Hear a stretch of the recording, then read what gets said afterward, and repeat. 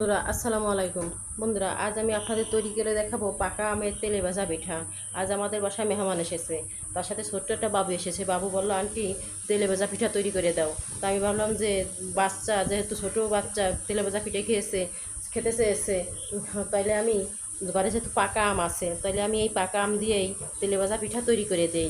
তাই আমি চট করে তেলে ভাজা পিঠাগুলো তৈরি করে নিলাম পাকা আম দিয়ে। দেখেন বন্ধুরা, এই পিঠাগুলো কত সুন্দর হয়েছে, দেখতেও যেরকম খেতেও সেরকম, কত সুন্দর ফুলেছে এবং কত সুন্দর একটা কালার এসেছে, ভিতরটাও কত সুন্দর হয়েছে। তেলে ভাজা পিঠাগুলো অসম্ভব মজাদার হয়েছে। বন্ধুরা, কীভাবে আমরা এই তেলে ভাজা পিঠাটা তৈরি করব চলুন আমরা এবার যে দেখি। আপনারা অবশ্যই এই তেলে ভাজা পিঠা তৈরি করবেন, আমার এই টিপসটা ফলো করবেন। আমি যেভাবে তেলে ভাজা পিঠাটা তৈরি করে নিচ্ছি, আপনারা অবশ্যই তেলে ভাজা পিঠাটা তৈরি করবেন। তাই চলেন এবার আমরা মূল রেসিপিতে ফিরে যাই, কীভাবে আমরা তেলে ভাজা পাকা আমের এই তেলে ভাজা পিঠাটা তৈরি করব সেটা দেখি।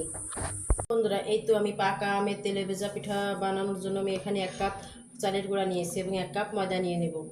1 কাপ ময়দা দিয়ে দিচ্ছি, এবার দিয়ে দিব হাফ কাপ সুজি। বন্ধুরা, এখানে আমি হাফ কাপ সুজি নিয়েছি। 1 কাপ ময়দা, 1 কাপ চালের গুঁড়া এবং হাফ কাপ সুজি দিয়ে আমি কাঁচা আমের এই তেলে ভেজা পিঠাটা তৈরি করব। বন্ধু, এবার আমি দিয়ে দিব স্বাদ মতো লবণ।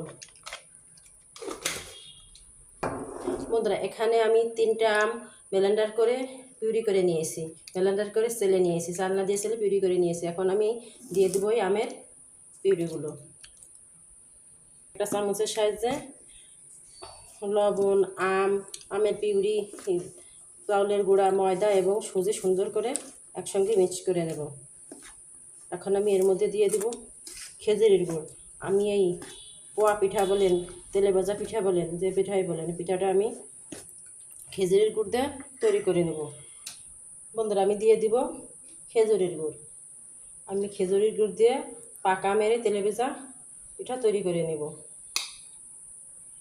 এখন আমি কুসুম গরম পানি দিয়ে, অল্প অল্প কুসুম গরম পানি দিয়ে এটাকে হাত দিয়ে ছেনে নেব। আমি একটা ঘন বেটার তৈরি করব, বেটাটা পাতলা করবো না, যেহেতু তেলে ভেজা পিঠে, তেলে ভেজা পিঠার বেটার পাতলা হয় না, একটু ঘন হয়। ঘন না হলে পিঠাটা ফুলবে না। বন্ধুরা, আমি সুজিটা দিয়েছি তেলে ভাজা পিঠার মধ্যে, তার কারণ সুজিটা দিলে পিঠাগুলো খুবই মচমচা হয় এবং ক্রিসপি হয়। আর চালের গুঁড়া এবং আটা দিলে পিঠাটা খেতে খুব ভালো লাগে এবং ফোলে। শুধু যদি চালের গুঁড়া দিয়ে পিঠাটা তৈরি করেন তাহলে পিঠাটা খুব শক্ত হয়ে যায়। চালের গুঁড়া এবং ময়দা দিয়ে একসাথে ভাজ করে করে পিঠাটা তৈরি করলে পিঠাটা নরম নরম হয় এবং খেতে খুব ভালো লাগে। বন্ধুরা, দেখেন আমার আমের এই তেলে ভাজা পিঠার এই বেটারটা একদম রেডি।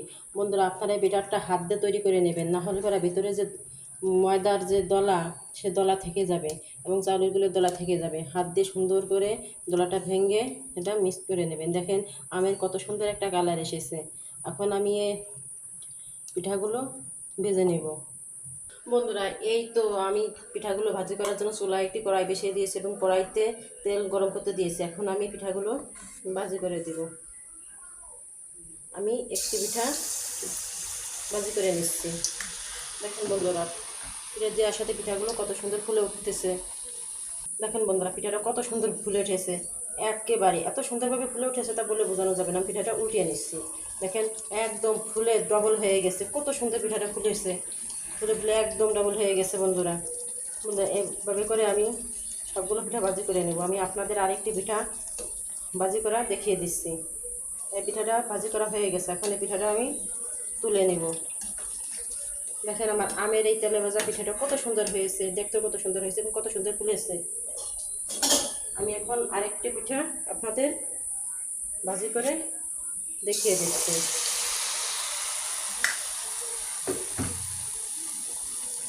দেখেন বন্ধুরা, পিঠাটাও কত সুন্দর ফুলে উঠেছে, একদম ফুলে ডাবল হয়ে গেছে। বন্ধুরা, মাশাআল্লাহ, ভাবা যায় বন্ধুরা যে পিঠাটা এত সুন্দর করে ফুলেছে। আপনারা অনেকে বলেন যে তেলে ভাজা পিঠা ফুলে না, কেন ফুলবে না, কোথায় ফুলে নাই, দেখেন তো ফুলে একদম 2 খান হয়ে গেছে।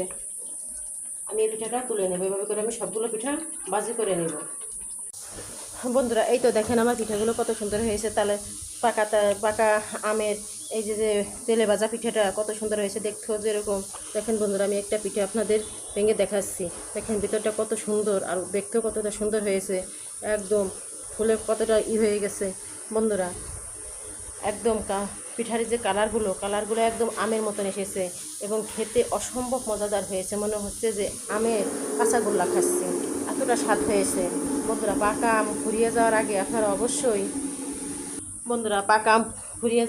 অবশ্যই তেলে ভাজায় পিঠাটা তৈরি করে খেয়ে দেখবেন। বন্ধুরা আমার এই রেসিপিটি যদি আপনাদের ভালো লাগে তাহলে অবশ্যই আপনারা যারা ইউটিউব থেকে দেখবেন তারা অবশ্যই আমার এই চ্যানেলটি সাবস্ক্রাইব করে দেবেন এবং লাইক করে দেবেন। আর যারা ফেসবুক পেজ থেকে দেখবেন তারা অবশ্যই আমার পেজটি ফলো করে পাশে থাকবেন।